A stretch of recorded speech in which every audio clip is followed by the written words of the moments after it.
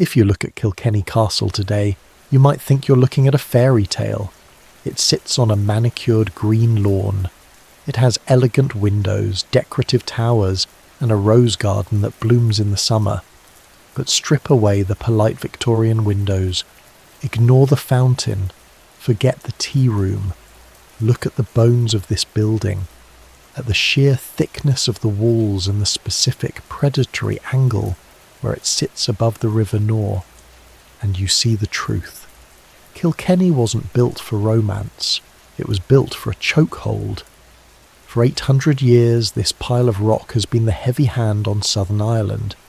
It has survived the armies of chaotic Gaelic kings, the artillery of Oliver Cromwell, and the sniper fire of the Irish Civil War.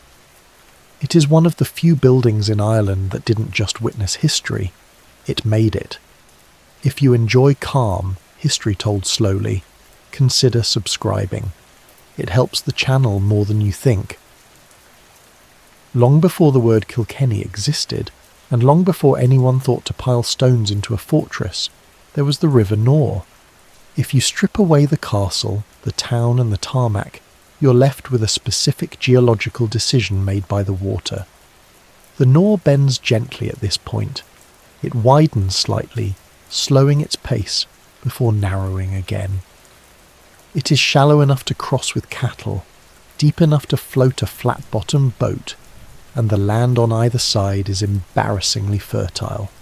It is the kind of soil that makes you want to invade your neighbours just on general principle. Archaeological surveys of the Nore Valley show us that people have understood the value of this bend for 6,000 years. We find traces of Neolithic farming communities, early field systems and burial activity scattered across the wider region. There is no giant prehistoric monument under the castle itself, no Stonehenge to confuse the tourists, no Newgrange to align with the solstice. But there doesn't need to be. Good land is rarely empty.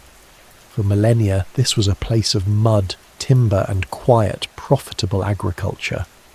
The name itself gives away the first claim to the land, Kilkenny, the Church of Canis. In the 6th century, St Canis founded a monastic settlement just a short walk from where the castle now stands. This wasn't a military outpost, it was a node in Ireland's vast decentralised early Christian network. It was a place of learning, craft and bells. The most potent symbol of this era still stands today, the round tower beside St Canis's cathedral.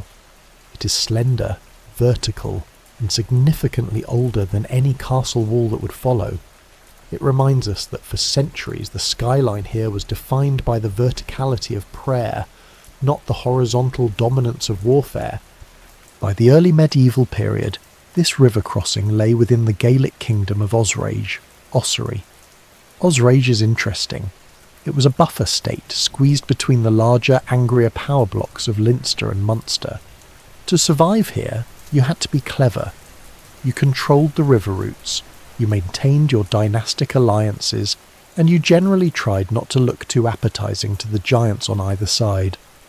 The hill where the castle now sits likely hosted a Gaelic residence during this time. It wouldn't have been stone, it would have been a ring fort, earth banks topped with timber palisades. It was defensive, yes, but it was organic. It could be burned down and rebuilt in a season, which was convenient, as burning things down was a popular pastime in medieval politics. It was temporary in material, but permanent in intent. We often think of the Vikings as a coastal problem, Dublin, Waterford, Wexford. But the River Nore is a highway. It links the inland communities to those Norse ports. Through the 9th and 11th centuries, trade moved upriver and raiders moved down. The people of Osraige weren't isolated in a Celtic twilight. They were part of a North Atlantic economic system. By the time the Normans arrived, Ireland wasn't a mysterious, primitive backwater. It was a functioning, connected society with its own complex rules of engagement. And this brings us to the fundamental difference between the world that was here and the world that was coming. Before 1169, power in Osraige was personal. It was clan-based. It was negotiated. A king of Osraige held his land because he had the support of his kin, and the strength to hold the river crossing. His authority was expressed through cattle tributes, hostages, and church patronage. There were fortifications, certainly, but there was no permanent stone geometry.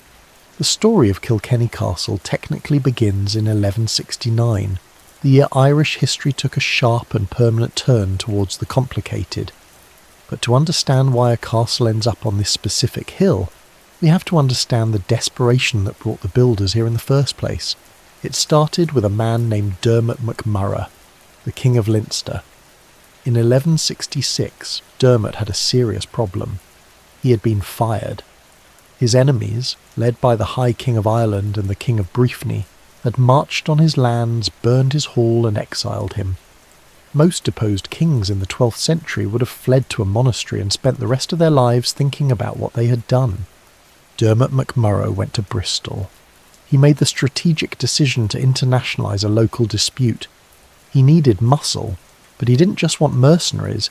He wanted partners who wouldn't ask too many questions about the morality of the mission. He looked across the Irish Sea to Wales and found a group of Anglo-Norman barons who were bored, land-hungry and heavily armed. Foremost among them was Richard de Clare, the Earl of Pembroke, better known to history as Strongbow. Victorian history books like to paint him as a dashing chivalric hero who sailed to Ireland for glory.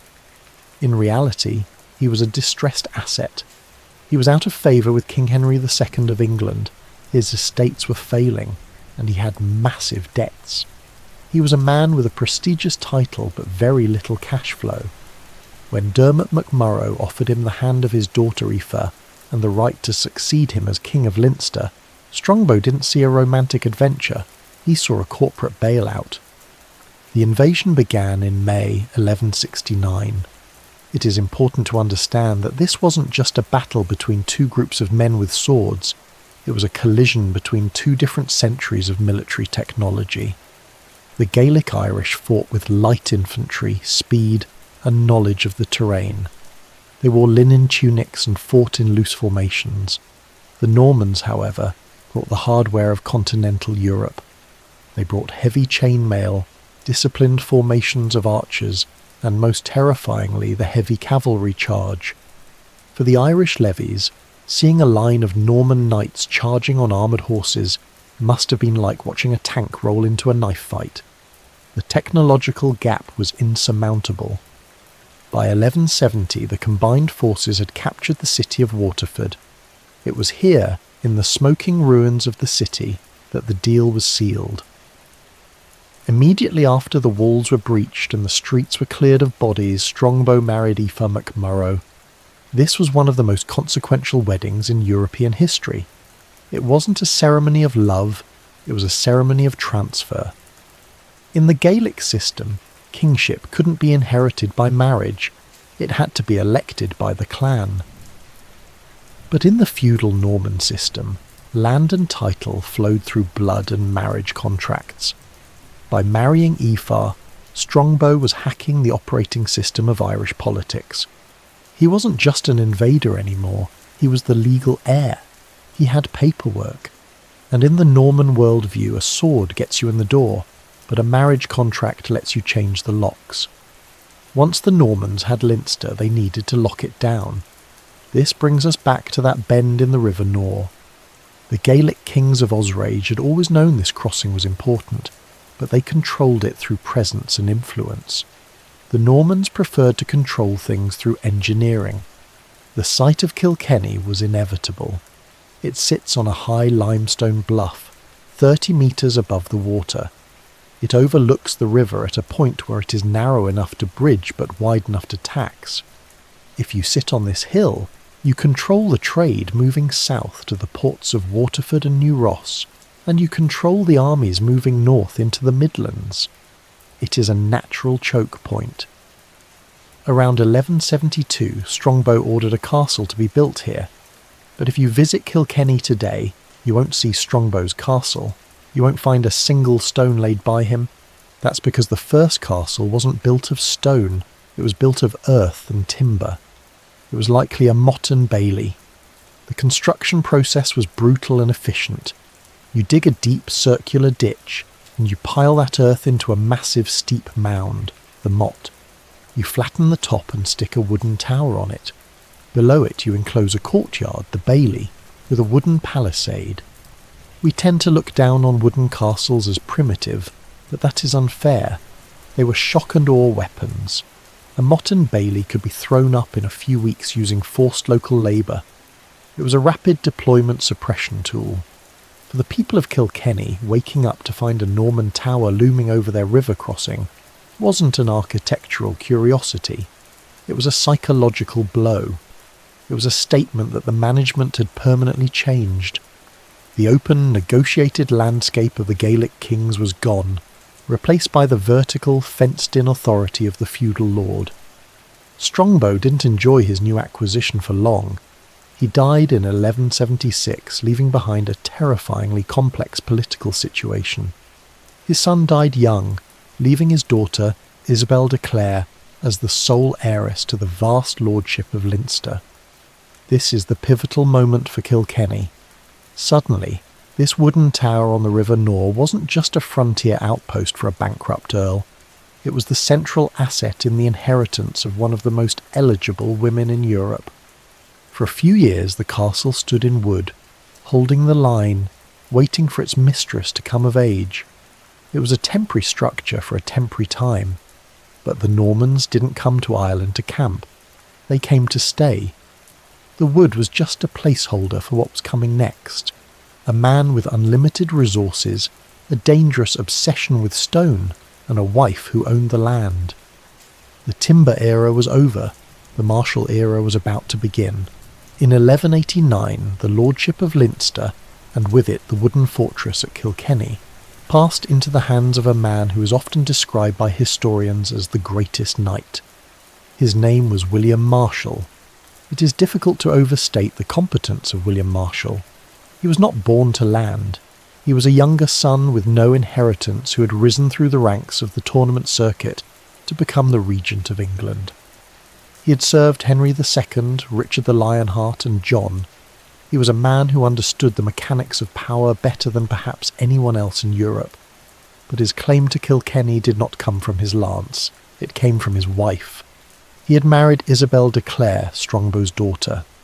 In the eyes of the law, William was the muscle, but Isabel was the map. She was the granddaughter of the King of Leinster. Her bloodline turned a military occupation into a dynastic right. When they arrived in Kilkenny around 1192, they were a formidable partnership. He brought the international capital and the military experience. She brought the ancient claim to the soil. When Marshal surveyed his new acquisition, he would have seen the motte and bailey castle built by his father-in-law. To a veteran of the Crusades and the French Wars, a wooden tower on an earthen mound was insufficient. Wood is temporary. Wood rots in the Irish rain. Most importantly, wood burns. In a territory that was still actively contested by displaced Gaelic clans, living in a flammable house was a strategic error. Around 1195, Marshal made the decision to erase the temporary footprint of the invasion and replace it with the permanent infrastructure of a state. He initiated a construction project that would turn the muddy hill into a limestone quarry for the next 30 years. He didn't just upgrade the castle, he imported a new architectural philosophy. Marshal had seen the latest fortifications in France and the Holy Land.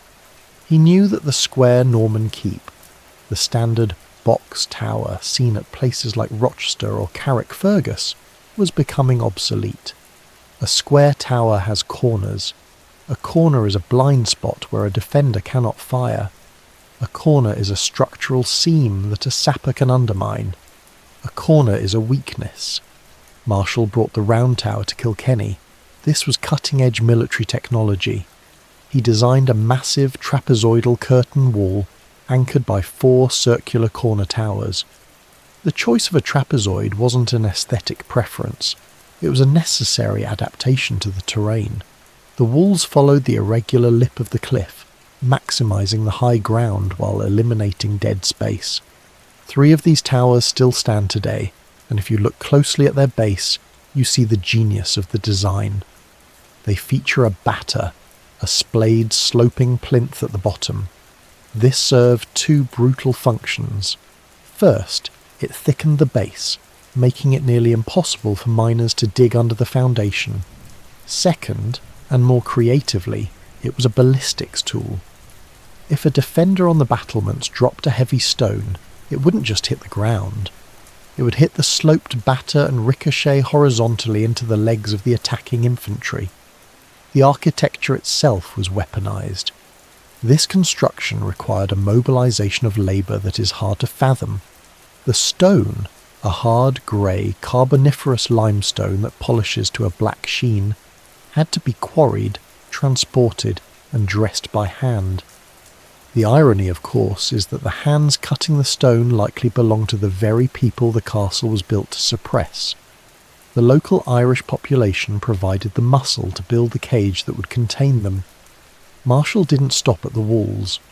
On the side of the castle facing the town, the only side not protected by the river, he ordered a massive defensive ditch to be cut. This wasn't a simple moat. It was a chasm hewn out of solid rock. This transformed the castle into an island. On one side, the River Nore. On the other, a man-made abyss. Access was no longer casual, it was filtered. To enter Kilkenny Castle, you had to cross the ditch, pass through a gatehouse, and enter a killing zone between the towers. The layout dictated movement. It turned the castle into a machine for processing people, separating the welcome guest from the unwanted threat. By 1230 the work was largely complete. Kilkenny was no longer a frontier outpost. It was the administrative capital of a palatinate. It was a taxation centre, a court of law, and a treasury. The great hall, built within the walls, was where the sheriff of Kilkenny collected the rents, fines, and feudal dues that fuelled the martial empire. This structure was not a palace. There were no pleasure gardens yet, no large glass windows, no ornamental friezes. It was a stark grey statement of authority. It was the medieval equivalent of a nuclear deterrent, a weapon so expensive and so imposing that its mere existence was supposed to prevent conflict. William Marshall had taken the high ground that the river chose, and he had locked it inside a stone geometry that has survived for 800 years. The experiment of the invasion was over. The occupation had become real estate. By the late 14th century, the Marshall line, the family that had engineered the river and locked the hill in stone, had withered. The castle passed through a series of absentee heiresses and distant cousins, none of whom had the interest or the energy to govern a volatile Irish frontier. The fortress was effectively a dormant asset. In 1391 that changed. James Butler, the 3rd Earl of Ormond, purchased the entire manor of Kilkenny. It is vital that we pause on that word, purchased. Up until this moment, the history of Irish fortification had been a history of theft. Strongbow seized the land. The Marshalls inherited the seizure. But James Butler wrote a cheque. This was not the violent seizure of a border stronghold. It was a real estate transaction. It was a calculated acquisition by a family that was in the process of consolidating a massive semi-autonomous state within a state. The Butlers were already powerful, but Kilkenny made them central. From this moment in 1391, the castle would belong to a single family for nearly 5 centuries. Few castles in Europe, let alone Ireland, can claim that kind of continuity. Most fortresses change hands like bad currency. Captured, lost, confiscated, returned. Kilkenny stayed put. To understand why this purchase matters, you have to understand who the Butlers were. They were not merely local barons scrapping for cows. They were the Earls of Ormond, a title that carried immense weight. More importantly, they were the English crown's primary power brokers in Ireland. Throughout the 15th century, the kings of England were generally distracted. They were either busy fighting the French in the 100 Years' War, or busy fighting each other in the Wars of the Roses. Ireland was an afterthought. It was a problem that the king hoped would solve itself. Since the king couldn't be in 2 places at once, he needed a proxy. This is where the butlers stepped in. They served as Lord Deputies and Lord Lieutenants. They were the physical embodiment of the Crown when the Crown was absent. When James Butler moved in, he found himself living in William Marshall's military machine. It was a brilliant fortress, but it was a miserable home. It was designed to keep people out, not to entertain them. The butlers didn't demolish the Marshall walls. They were too useful. Instead, they adapted them. They began the slow, expensive process of turning a bunker into a capital. At the centre of the courtyard, they constructed a massive medieval Great Hall. It no longer survives today, but archaeology and records tell us it stood against the curtain wall, dominating the internal space. We tend to think of a Great Hall as a place for feasting, which summons images of people throwing chicken bones at dogs. But in the 15th century, a Great Hall was a political instrument. It was a legislative chamber. It was where the Butler administration held judicial hearings, received petitions, and hosted the local Gaelic nobility. In medieval Ireland, loyalty wasn't something you demanded. It was something you negotiated. You invited the local lords in, you fed them, you impressed them with the height of your roof and the imported wine in your cup, and then you made a deal. The Great Hall was the stage upon which the butlers performed authority. It transformed the castle from a passive stone shell into an active political theatre. This theatre was necessary because the world outside the walls was becoming increasingly dangerous. By the mid-1400s, the area of direct English control in Ireland, the Pale around Dublin, was shrinking. The Gaelic Irish clans were resurging, reclaiming lands that had been lost during the conquest. Dublin was unstable, often cut off, and broke. In this chaos, the butlers became semi-autonomous princes. Kilkenny functioned as the administrative capital of the Ormond lordship. It was a military rallying point where the tenant farmers were mustered into armies. It was a diplomatic meeting space where treaties were signed with Gaelic chiefs. The castle was no longer a Norman colonial implant. It was an Irish power base that happened to profess allegiance to London. The butlers did not rule quietly. Their tenure was defined by a blood feud that makes most fictional dramas look restrained. Their great rivals were the Fitzgeralds, the Earls of Kildare. This rivalry defined late medieval Irish politics. If the butlers were the Lancastrians, supporting the Red Rose, the Fitzgeralds were the Yorkists, supporting the White Rose. The Wars of the Roses weren't just fought in England, they were fought in the mud of the Irish Midlands by these two families. Kilkenny Castle was the headquarters of the Butler faction. It was both a residence and a target. During the 15th century, a siege was always a theoretical possibility, even when the armies were miles away. The tension was constant. Under this pressure, the architecture evolved. The butlers reinforced the defensive works, upgrading the towers to handle early gunpowder weapons. But simultaneously, they increased domestic comfort. They added larger windows facing the courtyard, better fireplaces and more private chambers. This marks the beginning of the castle's great transition, from pure fortress to fortified residence. The geometry remained medieval, the four towers, the ditch, the curtain wall, but the purpose had widened. It wasn't just a place to survive, it was a place to govern. By 1500, a profound psychological shift had taken place. When Strongbow built the first earthwork, and when Marshall built the stone towers, they were invaders imposing their will on a foreign landscape. But the butlers had been here for centuries. They spoke English, but they also spoke Irish. They followed English law, but they understood Brehon law. They were Old English, men of the conquest who had become part of the fabric of the island. Under the butlers, Kilkenny stopped being an outpost. It became a hereditary capital. It was no longer a bridgehead for an invasion. It was the home of a dynasty that intended to stay forever. The stone walls were no longer just protecting a garrison. They were protecting a legacy. Strongbow's castle was imposed. The Butler castle endured. By the middle of the 16th century, the rules of survival in Ireland had fundamentally changed. The medieval certainty of stone walls was beginning to fade. Gunpowder had arrived, making high towers vulnerable to cannon fire. But more importantly, the political landscape was fracturing. The island was no longer a binary conflict between Gaelic Irish and English settler. It had become a three-way death match between the native clans, the incoming Protestant administrators from London, and the old English families who had been here for centuries.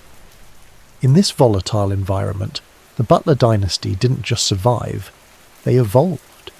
And the man who engineered this evolution was Thomas Butler, the 10th Earl of Ormond, known to history as Black Tom.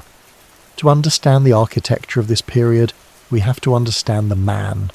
Black Tom is one of the most fascinating figures in Irish history because he possessed a skill that was incredibly rare in the 16th century. He knew how to keep his head attached to his shoulders. He was not merely an Irish warlord, he was a creature of the English court. He was related to Queen Elizabeth I through her mother, Anne Boleyn. He had been raised in London, educated alongside the future King Edward VI. He spoke the language of the Renaissance court fluently. When he returned to Ireland in 1554, he brought with him a weapon far more potent than a cannon. He brought personal access to the Queen. He understood that in the Elizabethan era, power wasn't just about how many soldiers you could field. It was about optics. It was about appearing civilized, loyal, and cultured in a land that the English viewed as wild and dangerous.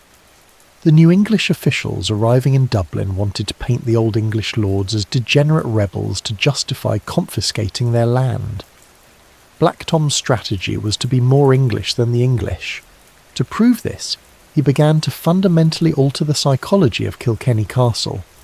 For 400 years the castle had presented a blank, hostile face to the world.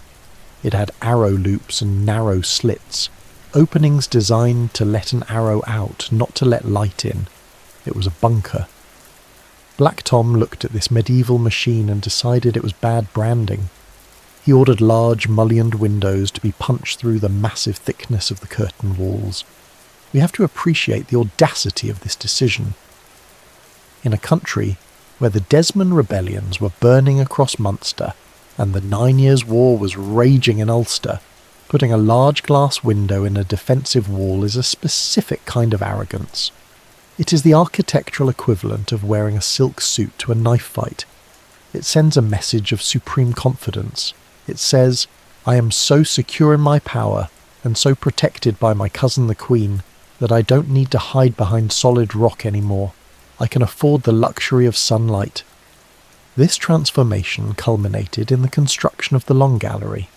This was a new wing added to the castle, built specifically for display. In the Tudor world, a Long Gallery was an essential piece of social technology. It was a place to walk indoors during the rain, yes, but more importantly, it was a stage. It was a corridor lined with portraits of ancestors, royal patrons, and allegorical paintings. When Black Tom walked a guest down the Long Gallery at Kilkenny, he wasn't just showing them the house, he was walking them through his political resume. Here is my grandfather, here is the Queen, here is the evidence that I am the only man in Ireland you should be talking to. The castle was no longer just a fortified perimeter, it was a theatre of soft power. But this renovation did not happen in a peaceful vacuum. That is the irony of Kilkenny in this period. Inside, the Earl was building fireplaces, importing tapestries, and hosting banquets. Outside, the Tudor reconquest was brutally dismantling the Gaelic social order.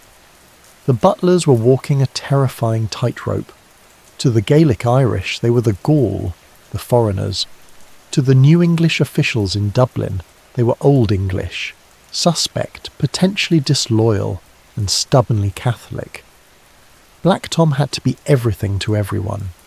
He had to be a Gaelic chieftain to his tenants, speaking Irish and following local custom. He had to be a Renaissance courtier to the Queen, speaking English and following Protestant forms.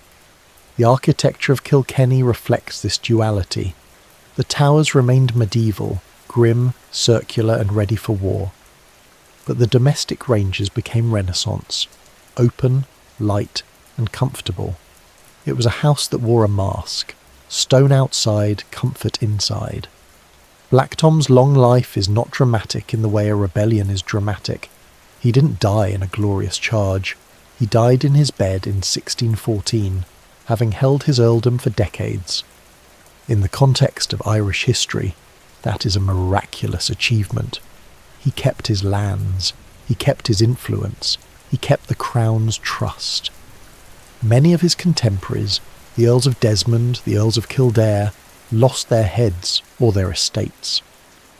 By the early 17th century, Kilkenny was no longer merely a Norman fortress.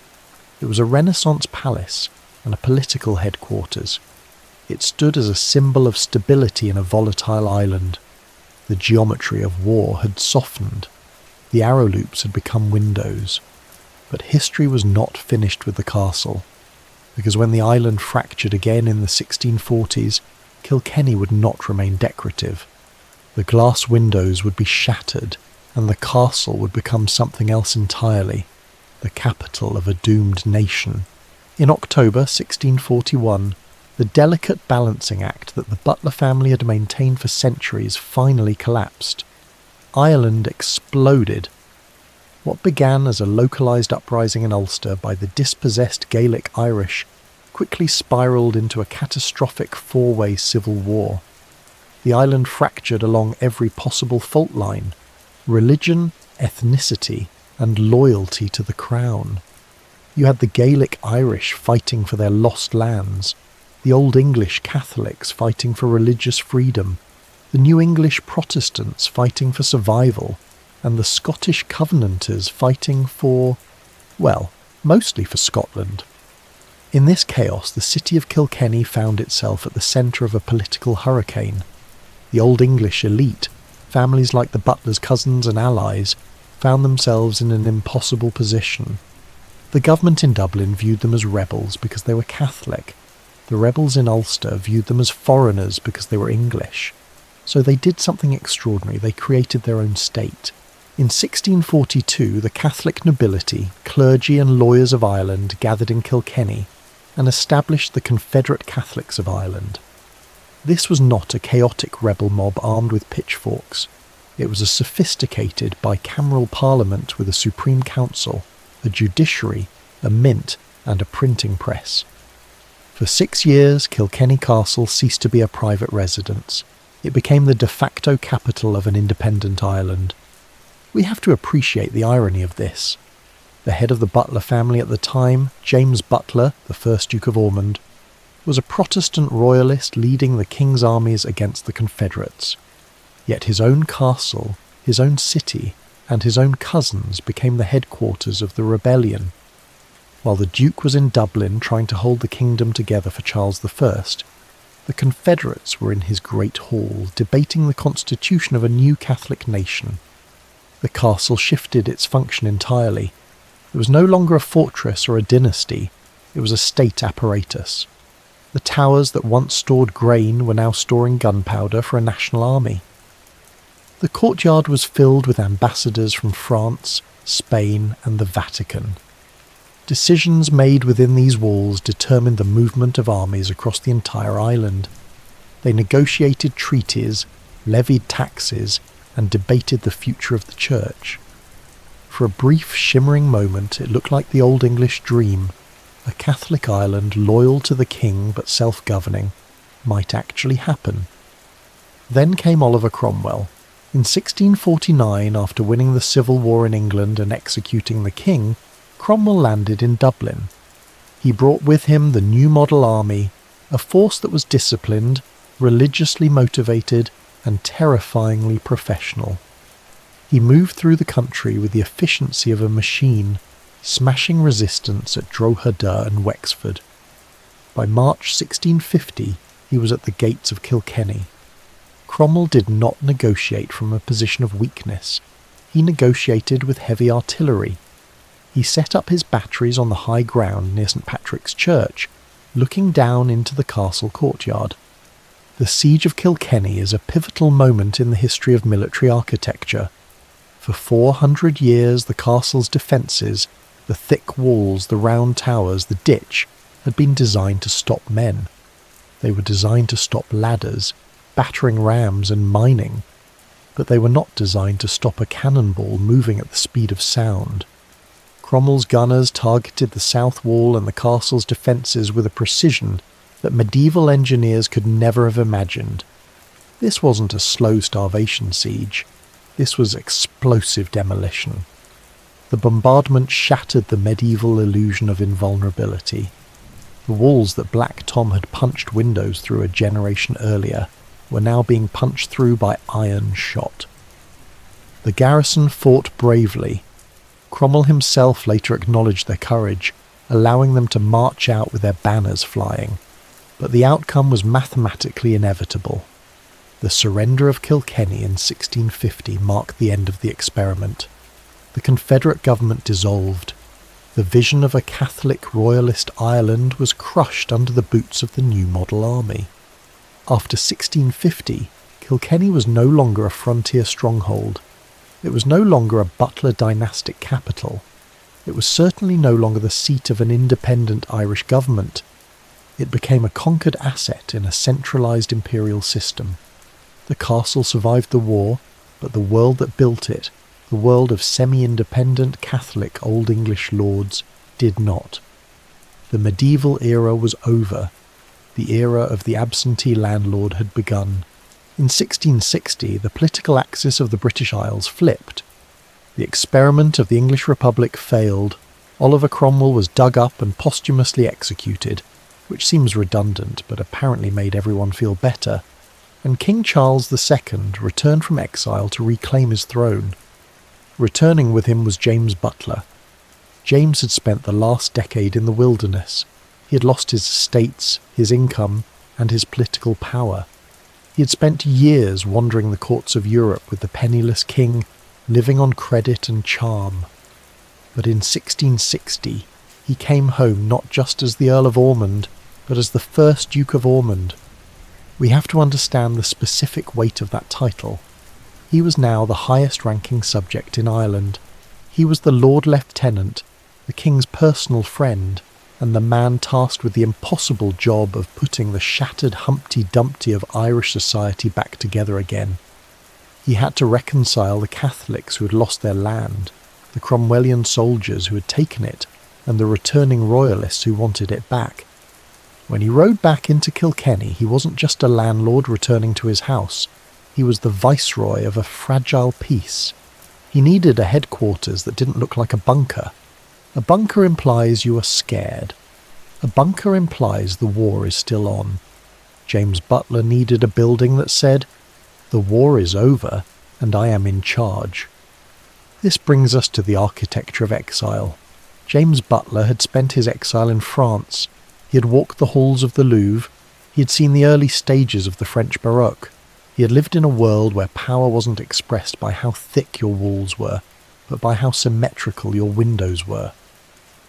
When he looked at Kilkenny Castle, with its rugged medieval limestone, its narrow arrow loops, and its Cromwellian battle scars, he didn't see a romantic heritage asset.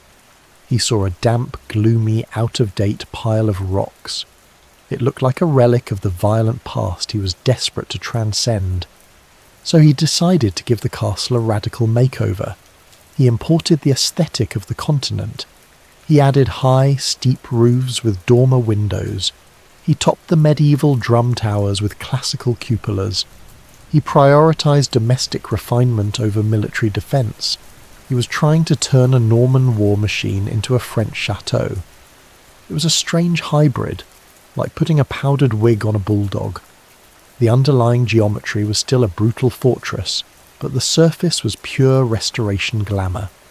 It was a mask designed to convince the observer that Kilkenny was just as civilised as Paris, even if the countryside outside was still seething with resentment.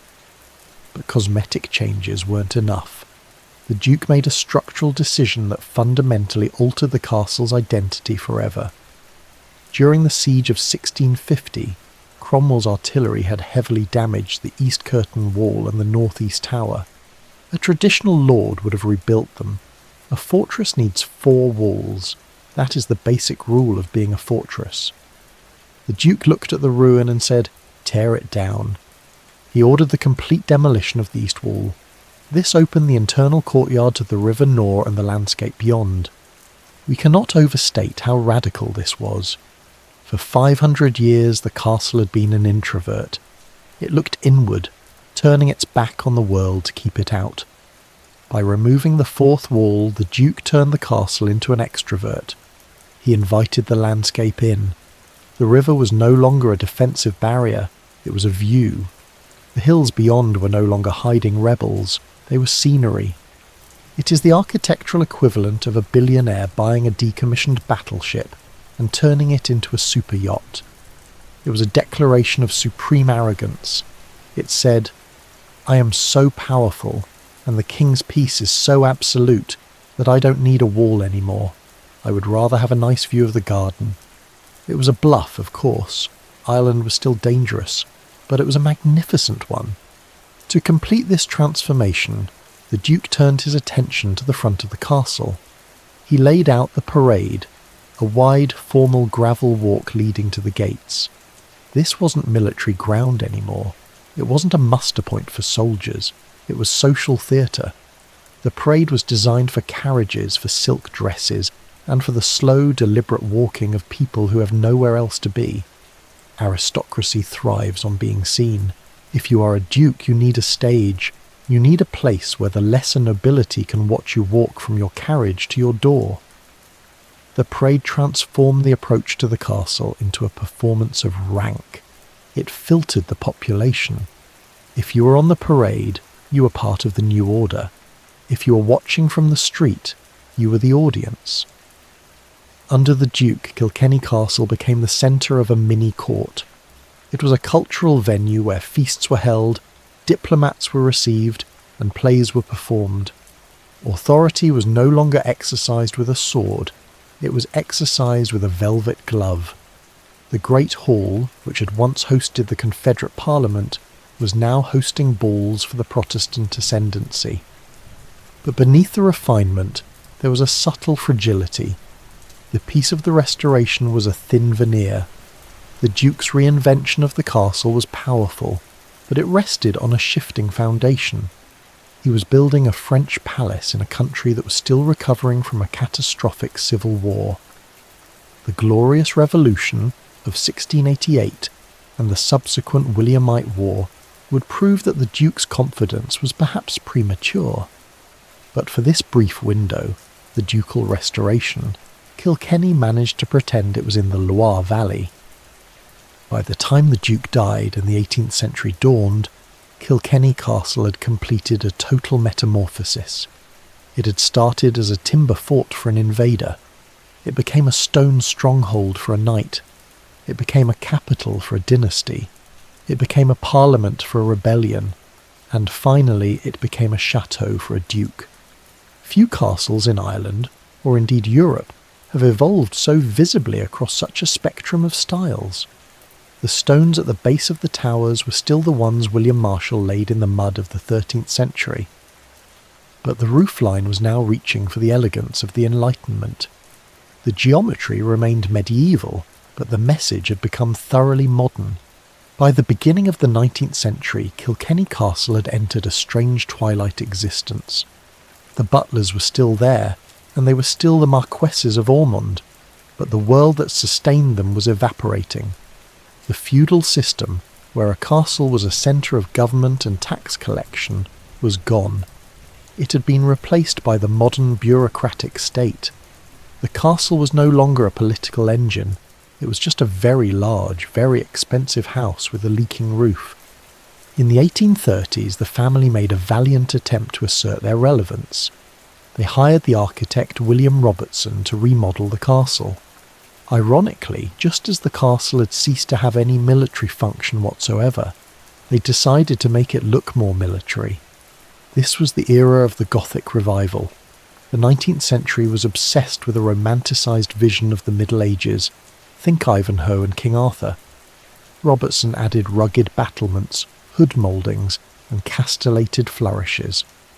He took a building that the first Duke had tried to turn into a French chateau and tried to turn it back into a Norman fortress. It was an architectural identity crisis. The castle was trying to look like a stronghold of feudal power at the exact moment that feudal power was dying. It is the architectural equivalent of an elderly general trying to fit into his cadet uniform. It looks impressive from a distance, but up close you can see the seams bursting. But behind the new battlements the foundation was rotting. The problem wasn't the stone, it was the economics. The Anglo-Irish landlord system was facing an existential threat. For centuries the Butler wealth had come from the rent paid by thousands of tenant farmers. But the 19th century brought the famine, the land wars, and finally the Land Acts. These laws, specifically the Wyndham Act of 1903, effectively transferred ownership of the land from the landlords to the tenants. For the tenants, this was liberation. For the Butlers, it was a catastrophe. Their income relied on rent rolls that were shrinking every year, but their expenses remained fixed. Large estates of voracious beasts, they eat money. Kilkenny Castle had dozens of rooms to heat, acres of roof to repair, and a small army of staff to pay. By the early 20th century, the grandeur was no longer an asset, it was a liability. The castle had become a machine that consumed wealth to produce nothing but cold draughts and prestige. Then came the fracture. In 1922, the Irish Civil War broke out. This wasn't a war against the British. It was a war between Irish factions over the terms of the Anglo-Irish Treaty. On one side, the Free State government. On the other, the anti-treaty IRA. On May 2nd, 1922, anti-treaty forces seized Kilkenny Castle. They didn't storm it. They simply walked in and requisitioned it. They barricaded the gates and turned the long gallery, the room designed for polite conversation, into a sniper's nest. The situation was surreal. The Butler family, specifically the Earl of Ossory and his wife, were actually in residence at the time. They were confined to their bedrooms while men with Webley revolvers and trench coats set up machine guns in the drawing rooms. The Butlers watched the war for Irish independence from the window of their own ancestral home, not as participants, but as hostages to history. There are accounts of the Countess politely asking the rebels not to scratch the furniture while they were building barricades. It was the collision of two worlds, the dying etiquette of the aristocracy and the violent birth of a republic. The Free State Army arrived to dislodge the rebels. They didn't use medieval siege engines, they used an 18-pounder field gun. They set up the artillery in the street and opened fire. For 2 days, Kilkenny Castle was shelled. The northeast tower, the same one Cromwell had damaged, took the brunt of the fire. The irony is staggering. This castle had survived the wild Gaelic tribes, the Wars of the Roses, and the armies of the Parliament, and now, in the 20th century, it was being smashed by Irishmen fighting Irishmen. It had shifted from being a symbol of colonial oppression to a piece of collateral damage in a national tragedy. The castle survived the siege, but it couldn't survive the peace. The damage from the war was expensive to fix. The new Irish Free State had little sympathy for the old Anglo-Irish aristocracy.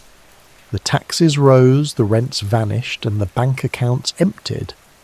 The Butlers held on for another decade, living in fewer and fewer rooms, closing off wings of the house to save on coal. But the math simply didn't work. In 1935, the decision was made. The family could no longer afford the contents of their own home. They announced the Great Auction. For 5 days, the accumulated history of 500 years was put under the hammer. It was a liquidation of dynastic memory. Paintings by Van Dyck and Lely were sold off. Tapestries that Black Tom had imported in the 16th century were rolled up and carried away. The silver, the furniture, the library, everything that made the castle a home was dispersed to the highest bidder. The long gallery, which had once been the stage for the Duke's social theatre, was stripped bare. The rooms that had hosted kings and diplomats were left as hollow shells. The catalogue of the sale reads like an autopsy report of a lifestyle. Every item sold was a piece of the castle's soul being removed. The auction was not dramatic in the way a battle is dramatic. There was no fire, no bloodshed. It was administrative. It was the quiet, bureaucratic dismantling of a lineage. The Butlers left the castle not because they were defeated by an army, but because they were defeated by a ledger. By the mid-20th century, the castle stood empty. It was too large to be a private house, too historic to demolish, and too expensive to maintain. It was a ghost ship made of limestone drifting into a future where it had no purpose. The inheritance had finally run out. After the Great Auction of 1935, a strange silence fell over the high ground beside the River Nore. For the first time in nearly 800 years, the castle was not a centre of anything. It wasn't a fortress, it wasn't a government, and it wasn't a home. It was just a very large, very empty shape on the skyline. For 3 decades the building simply sat there, rotting. The wind blew through the smashed windows where the anti-treaty snipers had once positioned their rifles. The rain came in through the roof that the Butlers could no longer afford to patch. The damp began to eat the plasterwork and the pigeons moved into the bedrooms of the dukes. By the 1960s, Kilkenny Castle was effectively a ruin. It was a white elephant, a structure too massive to maintain but too historically significant to bulldoze. In fact, there were serious discussions in the town about knocking it down. Some locals viewed it as a dangerous eyesore, a crumbling symbol of an old regime that Ireland had moved past. The stones that William Marshall had laid to intimidate the Gaelic Irish were now just a public safety hazard. The saviours of the castle were an unlikely committee of local citizens who refused to let the skyline disappear, but they needed the ownership to transfer. In 1967, Arthur Butler, the 6th Marquess of Ormond, made the decision that finally closed the book on his family's history in Ireland. He agreed to sell the castle to the Castle Restoration Committee. The price he asked for was £50. To put that in perspective, in 1967, £50 might have bought you a very good suit, or perhaps a second-hand car that didn't run very well. It certainly shouldn't have been enough to buy a medieval fortress with 4 towers and a park. But this wasn't really a sale. It was a transfer of liability. The Marquess wasn't selling an asset, he was handing over a burden. It is the real estate equivalent of gifting someone a nuclear submarine. It is an incredibly generous gesture, but you know that the person receiving it is going to spend the next 20 years just trying to keep it afloat. Arthur Butler knew that his family could no longer save the building. By selling it for a token sum, he ensured that the state would have to step in. It was an act of dynastic resignation, but also an act of civic generosity. With the stroke of a pen, the castle passed from the private hands of the Butlers, who had held it since 1391, into the public trust. The Office of Public Works, OPW, took on the challenge. The restoration was not a cosmetic touch-up, it was major surgery. The building was structurally tired. The roof lines had to be rebuilt, the towers stabilised, and the dry rot chased out of the timber. The restoration philosophy was interesting. They didn't try to freeze the castle in one specific moment. They didn't try to make it look exactly like it did in 1200 or 1600. They accepted it as a palimpsest, a document that has been written over many times.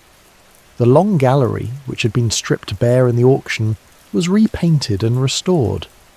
The hammer-beam roof, with its Celtic and pre-Raphaelite motifs, was brought back to life. Portraits were hung on the walls again, not because they belonged to the owner, but because they belonged to the history of the house. In a quiet inversion of medieval purpose, the basement of the castle, the area that would have once held dungeons or stores, was transformed into the Butler Gallery, a space for contemporary art. There is a pleasing irony in this. Where once armoured retainers stood guard, and where Confederate clerks recorded troop movements, now hang modern canvases and experimental works. The space that was built to exclude people, to keep the unwashed masses out, is now dedicated to the most open and democratic form of expression. The castle did not fossilise into a museum of dead things, it adapted into a vessel for living culture. Outside, the transformation was just as profound. The rose garden now blooms on the north side of the castle. This creates a striking juxtaposition. You have delicate, cultivated flowers growing in the shadow of defensive masonry, designed to deflect cannonballs. Families now walk freely across the ground where Norman garrisons drilled and where the Civil War artillery shells landed. The geometry of exclusion that William Marshall designed, the ditch, the walls, the towers, has been softened. The river still moves beside the walls, but since the first Duke tore down the East Curtain Wall, the river reflects visitors now, not soldiers. Kilkenny Castle did not survive because it was indestructible. We have seen that it was very destructible. Cromwell broke it, the Civil War battered it, and the damp nearly dissolved it. It survived because eventually people decided it mattered. The transfer for £50 was an acknowledgement that history cannot sustain itself privately forever. At some point, memory becomes collective. The burden of the stone was too heavy for one family, so the community picked it up. If you stand on the parade today and look up at the castle, you are looking at a shapeshifter. It has been a Gaelic river crossing, where monks walked in the mud. It has been a wooden fort where Strongbow secured his conquest. It has been a stone machine where William Marshall locked down the river. It has been a Renaissance palace where Black Tom punched windows in the walls. It has been a parliament where a doomed nation tried to write a constitution. It has been a ruin where pigeons roosted in the rain. And now it is a gallery, a park, and a monument. And so the castle remains, not as a warning, not as a threat, but as a long memory in limestone. At sunset, the River Nore moves past the open side of the walls, catching the light and folding it into gold. The lawns settle into shadow, the towers soften. The missing east wall does not feel like damage anymore, it feels like a window. You can walk where parliaments once argued. You can stand in rooms where alliances were signed, betrayed, repaired and signed again. You can trace your hand along stone that has outlived dynasties, empires and architectural fashion. Kilkenny Castle no longer guards the crossing, it invites you to cross it.